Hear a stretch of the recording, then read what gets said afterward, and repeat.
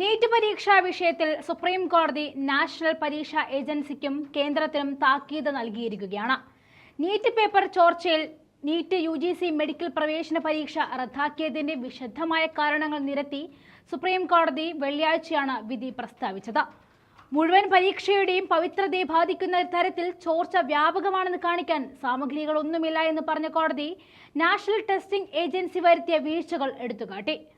വാക്കാലുള്ള പ്രഖ്യാപനത്തിന് ശേഷം chief justice DY Chandrachud NTA ഇപ്പോൾ ഈ കേസിൽ ഉണ്ടാക്കിയ ഫ്ലിപ്പ് ഫ്ലോപ്പുകൾ ഒഴിവാക്കണമെന്ന് പറയുകയുണ്ടായി.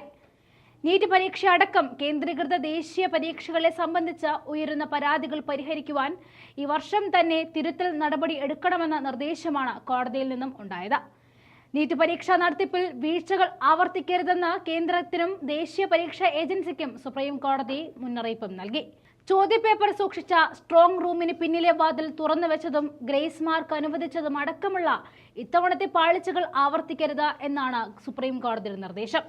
ഈ വർഷം തന്നെ തിരുത്തുവാൻ നടപടികൾ എടുക്കണമെന്നും ചീഫ് ജസ്റ്റിസ് DY ചന്ദ്രചൂഡ് അധ്യക്ഷനായ 3-അംഗ ബെഞ്ച് ആവശ്യപ്പെട്ടു.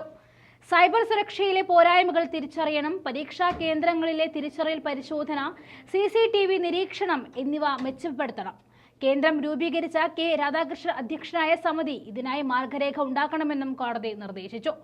ചോദ്യപേപ്പർ ചോർച്ചയും ക്രമക്കേടും വ്യാപകമല്ലാത്തതിനാലാണ് നീറ്റ് UGC പരീക്ഷ റദ്ദാക്കാതിരുന്നതെന്നും കോടതി വിശദമായ വിധി പ്രസ്താവനത്തിൽ വ്യക്തമാക്കി.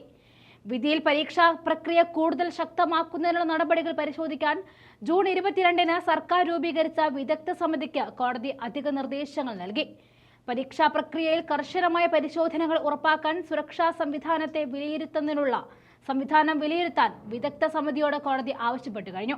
കൂടാതെ രജിസ്ട്രേഷൻ, പരീക്ഷാ കേന്ദ്രങ്ങൾ മാറ്റൽ, OMR ഷീറ്റുകൾ സീൽ ചെയ്യൽ, സൂക്ഷിക്കൽ എന്നിവ സംബന്ധിച്ച് ഒരു സ്റ്റാൻഡേർഡ് ഓപ്പറേറ്റിംഗ് നടപടിക്രമം രൂപീകരിക്കാൻ കമ്മിറ്റിയോട് ആവശ്യപ്പെട്ടിട്ടുണ്ട്. 2024 സെപ്റ്റംബർ 30-നകം റിപ്പോർട്ട് തയ്യാറാക്കുവാനും ആവശ്യപ്പെട്ടു കഴിഞ്ഞു. അതിനുശേഷം വിദ്യാഭ്യാസ മന്ത്രാലയം ഒരു മാസത്തിനുള്ളിൽ നടപ്പിലാക്കേണ്ട പരിപാടി രൂപീകരിക്കുകയും പ്രസ്തുത തീരുമാനത്തിന് 2 ആഴ്ചക്കകം വികസനം കോടതിയെ അറിയിക്കുകയും ചെയ്യണം. നീറ്റ് പരീക്ഷാ പേപ്പർ ചോർച്ചാ കേസിൽ 13 പേരെ പ്രതികളാക്കി ഓഗസ്റ്റ് 1-ന് സെൻട്രൽ ബ്യൂറോ ഓഫ് ഇൻവെസ്റ്റിഗേഷൻ ആദ്യ കുറ്റപത്രം സമർപ്പിച്ചു കഴിഞ്ഞു. പേപ്പർ ചോർച്ചയിലും മറ്റ് ക്രമക്കേടുകളിലും പ്രതികൾക്ക് പങ്കുണ്ട് എന്ന കുറ്റപത്രത്തിൽ രേഖപ്പെടുത്തിയിട്ടുണ്ടെന്നും ഉദ്യോഗസ്ഥർ വാർത്താ ഏജൻസിയായ PTAയോട് പറഞ്ഞു.